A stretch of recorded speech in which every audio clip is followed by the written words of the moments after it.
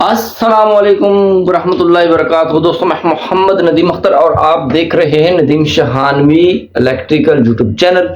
दोस्तों, Nadeem शाहानवी electrical YouTube channel की तरफ से एक और कमाल की वीडियो आपकी खिदमत में हाजिर है। जैसा कि आपने थंबनेल तो देख ही लिया होगा। मोटर खरीदते वक्त आपको किन किन बातों का ख्याल रखना चाहिए, इन तमाम बातों का डिस्कस करेंगे आपके साथ। आपसे गुजारिश की जाती है आप हमारे यूट्यूब चैनल नदीम शाहानवी इलेक्ट्रिकल को सब्सक्राइब कर लें और घंटे को भी क्लिक लाजमी कर लें, और साथ में हमारे फेसबुक पेज नदीम शाहानवी इलेक्ट्रिकल को भी फॉलो कर लें। बहुत शुक्रिया जनाब। जी दोस्तों, सबसे पहले आपने ये ख्याल करना है कि मोटर को खरीदते वक्त उसकी जो है वाइंडिंग कॉपर के अंदर होना बहुत ज़रूरी है। कॉपर के अंदर जिसकी वाइंडिंग होगी वो ज़्यादा देर तक चलेगी और कम लोड लेगी, जिससे ये फ़ायदा होगा कि आपका बिजली का जो है बिल वो कम आएगा बनिस्बत सिल्वर वाली वाइंडिंग की मोटर की। ये तो हो गया जी एक नंबर। अच्छा, यहाँ पर कॉपर में भी दो तीन किस्में आती हैं, दो तीन कंपनी आती हैं। एक है जी मुजाहिद का कॉपर और एक है जी चाइना कॉपर, और इसी तरह से और भी काफी सारे कॉपर हैं। अब ये तो आप पहचान नहीं कर सकते ये इसके अंदर कॉपर कौन सा है। हाँ, अलबत्ता इतना है कि चाइना कॉपर जो है वो ये होता है कि नीचे सिल्वर होता है और ऊपर उसकी कॉपर की कली चढ़ी होती है, उसको कहते हैं चाइना कॉपर। चाइना कॉपर में आपकी मोटर नहीं होनी चाहिए बल्कि प्योर कॉपर के अंदर होनी चाहिए। दूसरे नंबर पर बात कर लेते हैं जी कैपेसिटर की।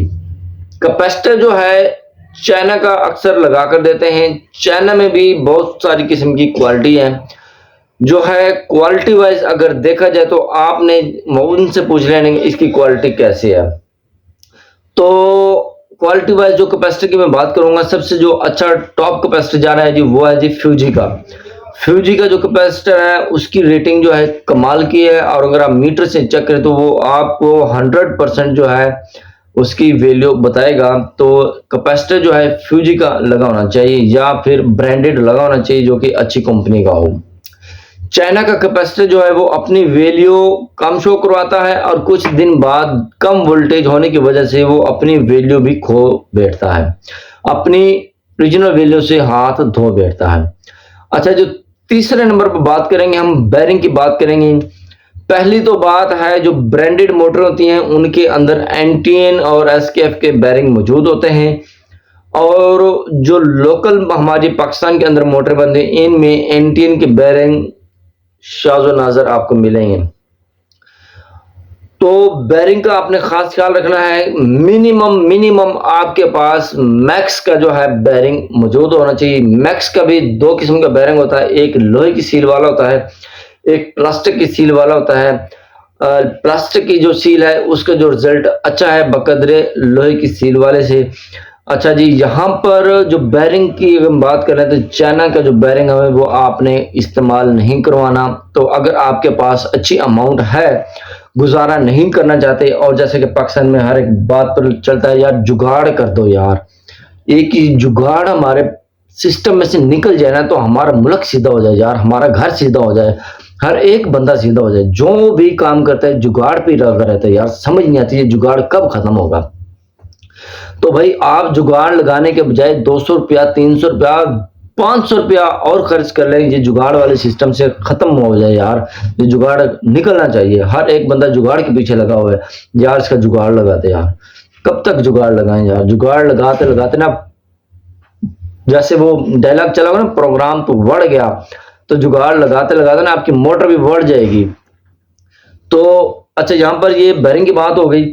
तो तीसरी जो हमने बात की बैरिंग की है, चौथे नंबर पर बात आ जाती है जी अगर आपकी मोटर है जी वर्म वाली। तो वर्म जो है ना ज्यादातर ब्रांड चल रहा है शहजाद पंप का। तो आपके जो है मोटर के अंदर ओरिजिनल पंप जो है उस शहजाद वालों का, उसके अंदर वर्म जो है शहजाद वालों का ही होना चाहिए। जिस कंपनी की मोटर है उसी कंपनी का वर्म होना चाहिए। अगर आप चाइना का वर्म इस्तेमाल करेंगे, पानी ना होने की वजह से शहजाद का जो वर्म है वो चल जाता है मगर इतनी देर नहीं चलता। जो चाइना का वर्म है ना उसके ऊपर बिल्कुल जी खड्डे खड्डे समझते हैं ना, वो पड़ जाते हैं, गहरे गहरे गहरे गहरे है ना, उसके अंदर बबल्स आ जाते हैं। और वर्म के जो है ना सिलाई, जो स्टील होता है अंदर, वो उसके पॉलिश्ड होता है, उसकी पॉलिश मेल्ट हो जाती है और उसके ऊपर लाइनें पड़ जाती हैं, जो जैम हो जाता है। जैम होने की वजह से आपकी मोटर भी अक्सर जलने का खदशा रह जाता है। तो आपने जो है वर्म, अगर वर्म वाली मोटर इस्तेमाल कर रहे हैं तो उसका ओरिजिनल वर्म होना चाहिए। अगर एम्पेलर वाली मोटर इस्तेमाल करना चाह रहे हैं तो वो आपका पित्तल का जो है ना एम्पेलर होना चाहिए। जो दूसरे होते हैं मोनोब्लॉक पंप, अगर आप इस्तेमाल करें उसके अंदर प्लास्टिक एम्पेलर, कुछ लोग इस्तेमाल करते हैं, प्लास्टिक एम्पेलर नहीं होना चाहिए, उसके अंदर जो है कॉपर का एम्पेलर मौजूद होना चाहिए। और आखिरी जो नंबर पर मैं बात करूंगा, तो आपने जो बॉडी है ना वो आपने चेक कर लेनी है, बॉडी कहीं से क्रैक हुई तो नहीं है। कुछ लोग क्या करते हैं जी, क्रैक हुई बॉडी होती है उसके ऊपर पेंट कर देते हैं और उससे वहां पर बिल्कुल भी फीलिंग नहीं हो रही होती कि वो बॉडी क्रैक हुई है कि नहीं हुई। तो विजिबली आपने चेक कर लेना है कि ये क्रैक हुई तो नहीं है कहीं से बॉडी। कुछ लोग क्या करते हैं, जो सेकंड हैंड मोटर होती हैं उनको ही प्रिपेयर करके नया करके और स्टिकर लगा के बेच रहे होते हैं, तो आपने इन चीज़ों से बचनी होती है। इसके अंदर जो टेक्निकली चीज़ और भी काफ़ी सारी मौजूद होती हैं, तो जैसे कि रूटर को चेक करना। तो जब आप एक नई मोटर ले रहे होते हैं तो कंपनी वाला या दुकानदार हजरात आपको मुकम्मल तौर पर मोटर नहीं खोल के दिखा सकता, उसकी भी मजबूरी होती है कि वो कहता है कि ये सील्ड पैक है, अगर सील खुल गई तो जब दोबारा दूसरा कस्टमर आएगा वो उसको नहीं लेगा, वो कहेगा कि यार ये तो इस्तेमाल शुदा है या ओपन हो गया।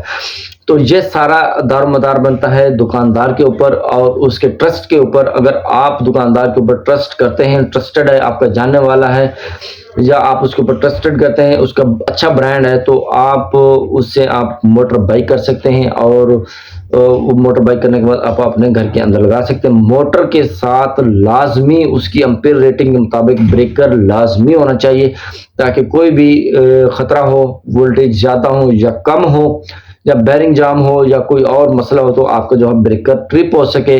ये यार आप 17-18 हज़ार की मोटर लेकर अपने घर के अंदर लगा लेते हैं, क्या उसके अंदर 500 550 रुपए का ब्रेकर नहीं लगा सकते? उससे ये होगा कि आपकी मोटर जो है जलने से बची रहेगी। ये थी तमाम पेचीदा बातें मोटर को खरीदते वक्त। इसी तरह से तमाम चीज़ें कैसे खरीदी जाती हैं और उनकी कैसे चेकिंग की जाती है, ऐसा ऐसा हम ये अपनी प्लेलिस्ट के अंदर जो है कवर करेंगे। तो उम्मीद करता हूँ आपको इसकी मुकम्मल तौर पर समझ आ गई होगी कि आपने मोटर खरीदते वक्त इन बातों का ख्याल रखना है। और उम्मीद करता हूँ कि आपको इस वीडियो की मुकम्मल तौर पर समझ आ गई होगी। वीडियो को लाइक कीजिएगा, कमेंट करना मत भूलिएगा, दोस्तों के साथ शेयर करना मत भूलिएगा। मिलते हैं नेक्स्ट वीडियो में और अपना बहुत सारा ख्याल रखिएगा, मुझे दुआ में याद रखिएगा। तब तक के लिए अल्लाह हाफिज़।